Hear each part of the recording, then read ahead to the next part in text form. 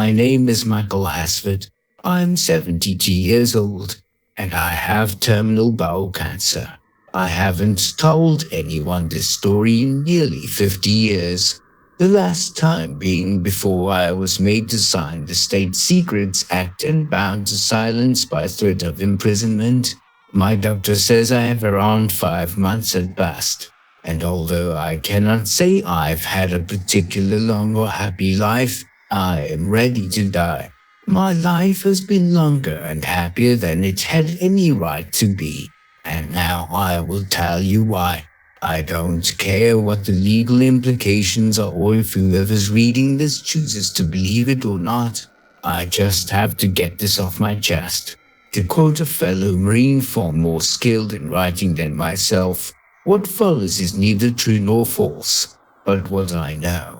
In the summer of 66, I enlisted in the summer of 66, I enlisted in the United States Marine Corps. During a fit of idealism, while my friends were tuning in or dropping out, I followed my grandfather's footsteps into Uncle Sam's misguided children with a view to combat in Vietnam. Although I had my pick of colleges on the East Coast, and my Marine recruiter had repeatedly tried to convince me to attend officer candidate school, I had made up my mind to join as a rank and file private. I was determined to see the kind of action my grandfather had. I was determined to make him proud. So it was that I found myself stepping off a C-130 transport plane at Da Nang in early 1967 as part of Kilo Company, 3rd Battalion, 5th Marines. I was in a combat unit that did plenty of damage to the Viet Cong in the area around Da Nang and in turn took plenty of casualties. One of the first sights that greeted me as the belly of the transport plane opened and a wave of intense heat hit us with the thick, olive green body bags that replaced us as cargo. They were all full. My first week or so on base was tough.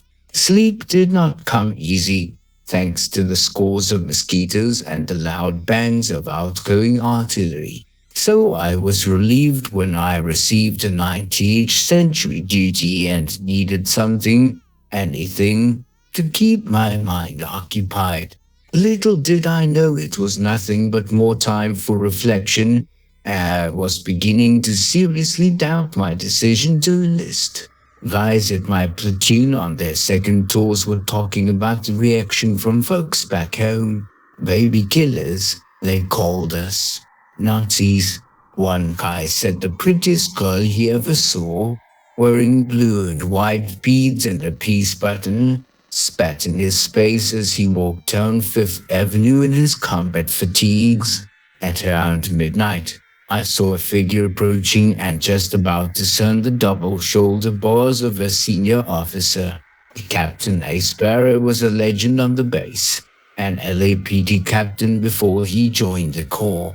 He was highly respected by the man below him and an excellent combat leader. Nice night for it. I couldn't make out his face in the darkness, but his warm smile carried on his face. Sir, I squeaked, a kind of starstruck as forward. Old English name, right? Where are you from? Marine. Captain A. Sparrow fidgeted with a large silver ring that glittered on his finger in the low light. North Carolina, sir. Hubert. I know it. My wife has family there. We visit whenever I get time away from law. June must have been a wonderful place to grow up. I hear the fishing is spectacular in the spring. Thank you, sir, but I wouldn't know. Me and my brother spent most of our time shooting squirrels with our BB guns. I couldn't help but smile as I spoke. Captain A. Sparrow chuckled. My men after my own heart. I had buck up near Willow Creek. There was a brief silence, and I found myself growing less and less anxious. The captain had a reassuring presence, a true quality of leadership, and something I grew increasingly appreciative of. Have you been a combat yet? Hasford. No, sir, I said, a little embarrassed. I haven't had the opportunity. You won't have to wait long, he said, producing a pack of palm oil cigarettes and offering me one.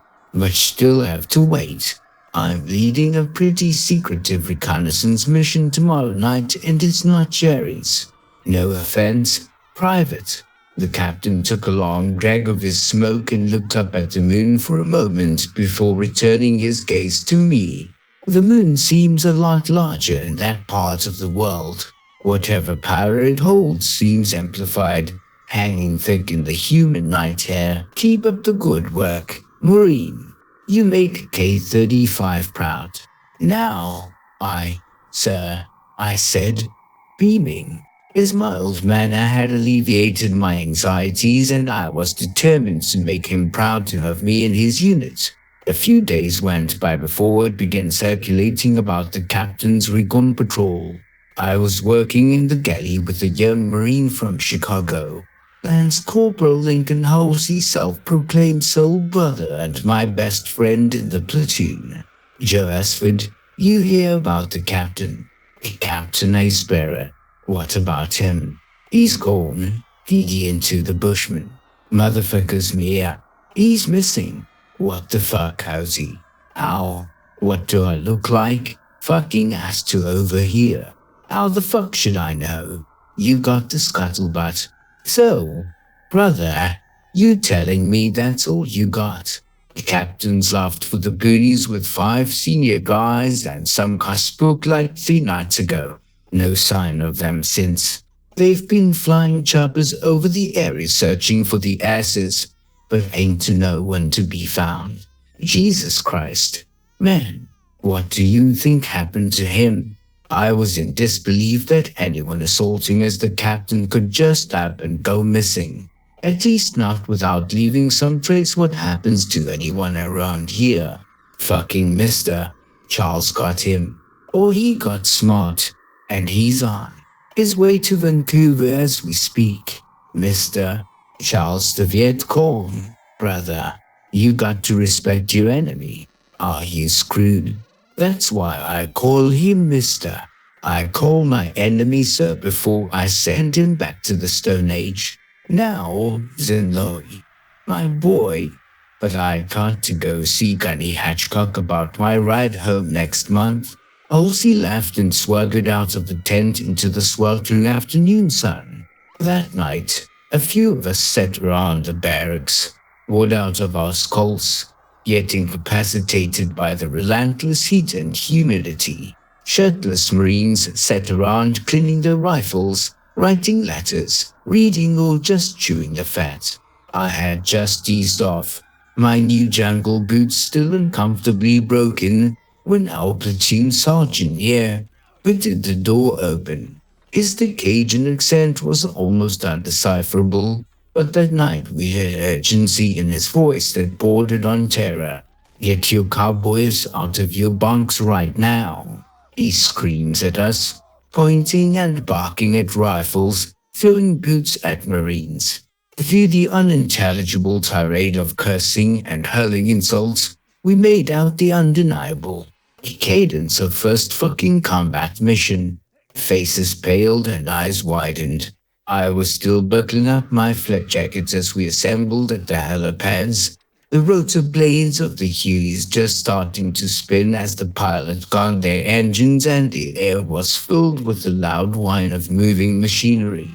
The young lieutenant commanding our platoon arrived briefly, exchanged words with our purple-faced platoon sergeant, and turned to us, shouting over the din of the aircraft Marines. Many of you will have heard the disappearance of Captain Asper's reconnaissance team a few days ago near the village of Lotrinol. Tonight I have some good news for you.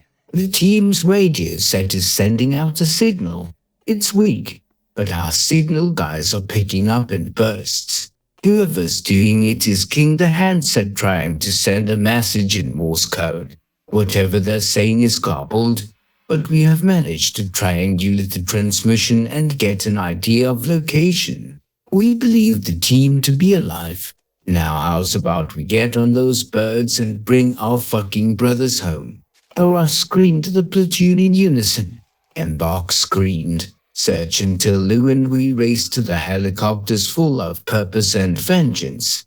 It was disturbingly inspired to see such a display of raw power as the weapons-laden helicopter rose, banked and then raced through the sky into the setting sun. After a short flight, the helicopters grouped together over a clearing into the jungle and then took in the pairs.